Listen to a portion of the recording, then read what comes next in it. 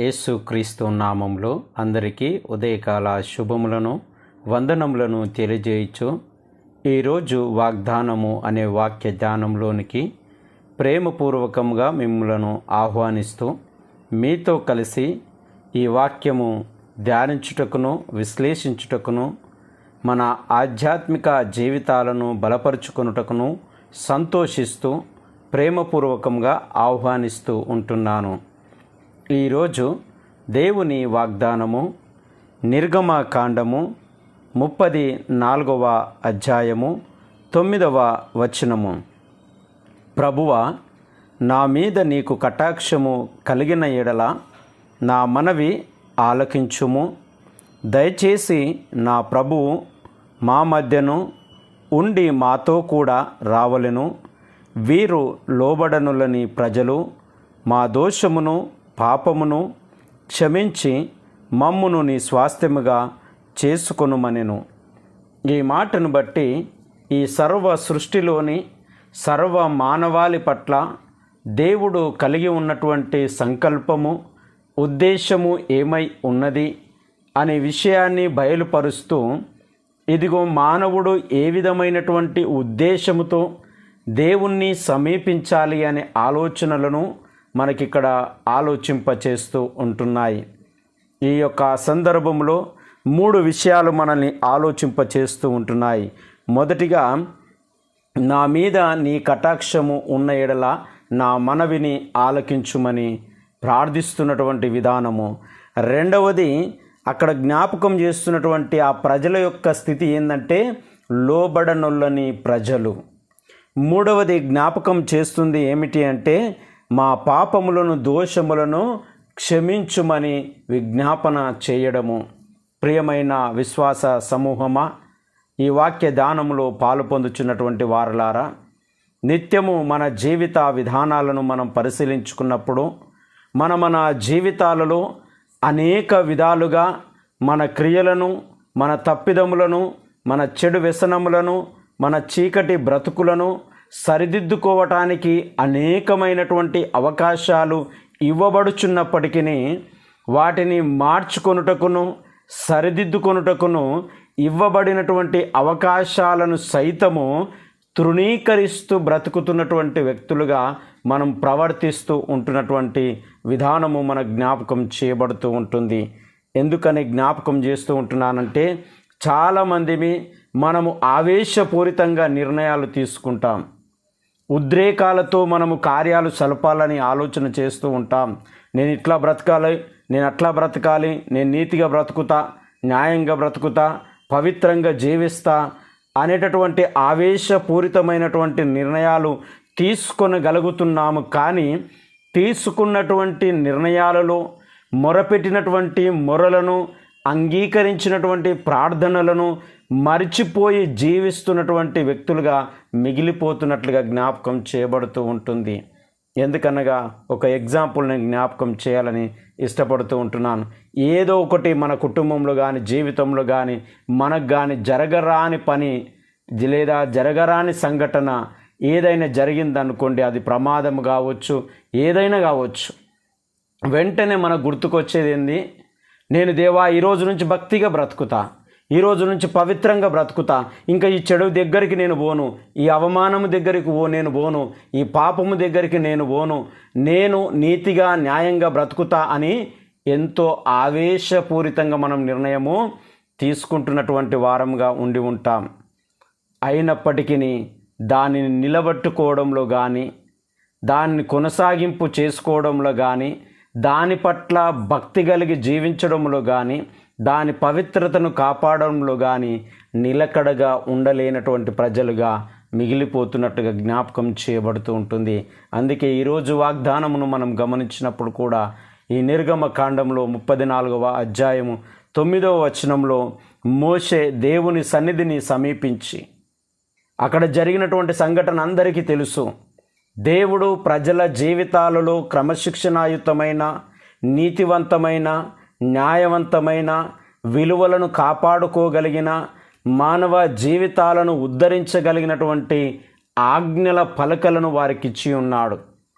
ఎందుకు వారి జీవితాలలో ఆ విధంగా దేవుడు ఒక క్రమశిక్షణాయుతమైన జీవితాన్ని వారికి అనుగ్రహించినాడు అంటే వారి జీవితంలో వారు ఎదుర్కొంటున్నటువంటి బానిసత్వము, వారి బాధలు, వారి కష్టములు, వారి హింసలు అనుభవించినటువంటి ప్రతి పరిస్థితిలో వారు మొరపెట్టినటువంటి మొరలను దేవుడు అంగీకరించినాడు.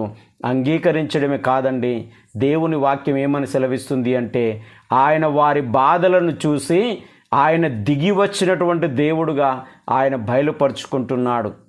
ఆ బయలుపరుచుకుంటున్నటువంటి దేవుడు వారిని విమోచించినాడు, వారి కన్నీళ్లను తుడిచినాడు, వారి ములుగులను విన్నాడు, వారిలో ఉన్నటువంటి దుఃఖమును, బాధను, వేదనను, అన్నిటినీ దూరము చేసినారు. అన్నింటిలో నుంచి విడుదల పొందిన తర్వాత క్షేమకరమైన, దీవెనకరమైన, బలహీనతలు లేని, బాధలు లేని, కష్టములు లేనటువంటి ఆ స్థితిలోనికి వచ్చిన వెంటనే వారు ఏ విధంగా మారిపోయినారు అనేది ఇక్కడ జ్ఞాపకం చేయబడుతుంది. ఏ విధంగా మారిపోయినారంటే లోబడనుల్లని ప్రజలు. ఈరోజు నిజమే, మన జీవితాలను పరిశీలించుకున్నప్పుడు కష్టాల్లో ఉన్నప్పుడు ఒక విధంగా ప్రవర్తిస్తాం, బాధల్లో ఉన్నప్పుడు ఒక విధంగా ప్రవర్తిస్తాం, అవసరతలతో ఉన్నటువంటి సందర్భంలో ఒక విధంగా ప్రవర్తిస్తాం. అవి తీరిపోయినాయి అంటే సహాయము చేసిన వాడు గుర్తుకు రాడు, సహాయము పొందినటువంటి ఆ సహాయం గుర్తుకు రాదు. మనం గర్వముతో మాట్లాడుతూ ప్రవర్తిస్తూ ఉంటాం. దీనిని ఏమంటారంటే ఊసరవెల్లిలాగా మార్చుకుంటున్నటువంటి వ్యక్తులుగా మన జీవితాలను మార్చుకుంటూ ఉంటున్నాం. అందుకే ఇలాంటి ప్రజల పట్ల దేవుడు దూరముగా ఉండాలి అని, ఈ లోబడనులని ప్రజల వైపు దేవుడు దూరముగా ఉండాలి అని ఆలోచన చేసినప్పుడు ఇక్కడ ఆలోచన ఎరిగినటువంటి వ్యక్తిగా మోషే ఒక నాయకుడిగా, ఒక ప్రవక్తగా, ఒక బాధ్యత కలిగినటువంటి వ్యక్తిగా, ఒక కాపరిగా వారి పక్షాన నిలబడి ఆయన ప్రాధేయపడుచున్నటువంటి విధానం ఏంటో తెలుసా? ఆయన మాట్లాడుచున్నటువంటి మాట చూడండి. ప్రభువా, నా మీద నీ కటాక్షము కలిగిన ఎడల నా మనవిని ఆలకించు. ఎందుకు ఆలకించు అంటే వీరు లోబడనులని ప్రజలు, వీరు విననులని ప్రజలు, వీరు అవసరమును బట్టి ప్రవర్తించే ప్రజలు, వీరు ఈరోజు జరిగితే చాలు రేపటి దినమున ఏమవుతుందని ఆలోచన లేనటువంటి అజ్ఞానంలో ఉన్నటువంటి ప్రజలు, వీరు లోబడనులని ప్రజలయ్యా. వీరి పక్షాన నేను అడుగుతున్నాను, నా మనవిని ఆలకించవా? ఎందుకు ఆలకించాలంటే అది మా దోషములను, మా పాపలను క్షమించేటటువంటిది. క్షమించడమే కాదు, నీ స్వాస్థ్యముగా మార్చుకొని నీవు మాతో నడుచుటకు కావలసిన కృపను, దయను అనుగ్రహించేది. అందుకే ఆయన అంటున్నాడు, నీవు మాతో రావాలా. ఈరోజు ఉదయకాల సమయమున ప్రేమైన విశ్వాస సమూహమా, ఈరోజు మన జీవితాలను మనం పరిశీలించుకున్నప్పుడు ఏ విధముగా మనం ప్రవర్తిస్తూ ఉంటున్నాం, ఏ విధమైనటువంటి జీవిత విధానానికి అలవాటు పడ్డాం. అవసరం ఉన్నప్పుడు గోజాడి, అవసరం ఉన్నప్పుడు కన్నీళ్లు గార్చి, బాధల్లో నుంచి, దుఃఖంలో నుంచి, వేదనలో నుంచి, కన్నీళ్ళలో నుంచి సుఖవంతమైన, దీవెనకరమైన, ఆశీర్వాదకరమైనటువంటి జీవితంలోనికి నడిపించబడిన తర్వాత ఇష్టానుసారంగా ప్రవర్తిస్తూ ఉంటున్నామా? దేవుడు లేనటువంటి ప్రజలుగా బ్రతుకుతూ ఉంటున్నామా? ఏ విధమైనటువంటి స్థితిలో మనం బ్రతుకుతూ ఉంటున్నాం? మనల్ని మనం ఒక్కసారి పరిశీలన చేసుకోవాలని దేవుని వాక్యము జ్ఞాపకం చేయబడుతూ ఉంటుంది. అందుకే ప్రియమైనటువంటి విశ్వాస సమూహమా, ఈరోజు నీవు ఒక నాయకుడిగా అయి ఉండవచ్చు, ఒక సమాజ సేవకుడు అయి ఉండవచ్చు, ఒక కుటుంబ బాధ్యతాయుతమైన, సమాజంలో బాధ్యతాయుతమైన అధికారి అయి ఉండవచ్చు. మనం ఎలాంటి వారమై బాధ్యతలను నిర్వర్తిస్తూ ఉంటున్నామో, మనము ఈ యొక్క ఉద్యోగమును కానీ, బాధ్యతలను కానీ పొందుకోవడానికి ప్రయత్నించినటువంటి ప్రార్థనలు ఏమై ఉన్నాయో వీటిని కొనసాగించడంలో మనం విఫలమవుతున్నామా, సఫలమవుతున్నామా? మనల్ని మనం ప్రశ్నించుకోవాలా. మనం కూడా అవసరం బట్టి ఇదిగో గోజాడి విననోళ్ళని, లోబడనోళ్ళని ప్రజలుగా మిగిలిపోతూ ఉంటున్నామా?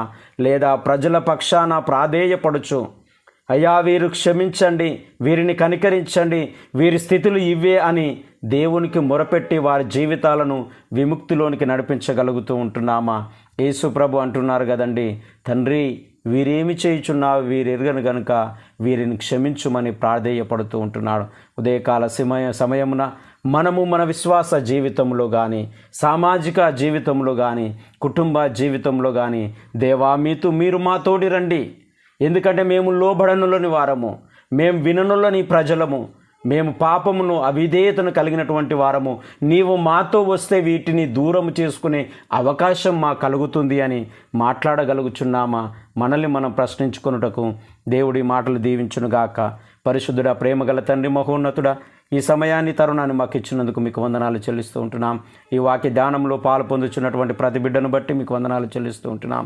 కొద్ది విధానంలోనైనను మార్పును, రూపాంతరమును పొందుటకు సహాయం చేయమని, మాలో ఉన్నటువంటి ఈ క్రియలను, లోబడనున్నటువంటి స్థితిని మేము తీసివేసుకొని లోబడేటటువంటి ప్రజలుగాను, నీవు మాతో ఉండాలి అని ప్రాధేయపడేటటువంటి ప్రజలుగాను, ఇదిగో నీవు మాతో రాని ఎడల మేము మా స్థితి ఏంటో తెలుసుకునేటటువంటి ప్రజలుగాను మేము జీవించుటకు, మేము గ్రహించుటకు సహాయం చేయమని ప్రార్థిస్తూ ఉంటున్నాం. కన్నీళ్లతో, దుఃఖముతో, కుటుంబ సమస్యలతో, ఆర్థిక ఇబ్బందులతో, సమస్త బలహీనతలో ఉన్నటువంటి బిడ్డలందరినీ కనికరించి క్షమించి, ఇదిగో ఈ దిన దీవెనలతో, ఆశీర్వాదములతో నింపి నడిపించమని యేసయ్య పరిశుద్ధ నామమున ప్రార్థించి అడిగి వేడుకొనుచున్నాము తండ్రి. త్రియేక దేవుని యొక్క దీవెన, నిత్య సమాధానము మనందరికీ తోడునడి దీవించి ఆశీర్వదించును గాక. ఆమేన్.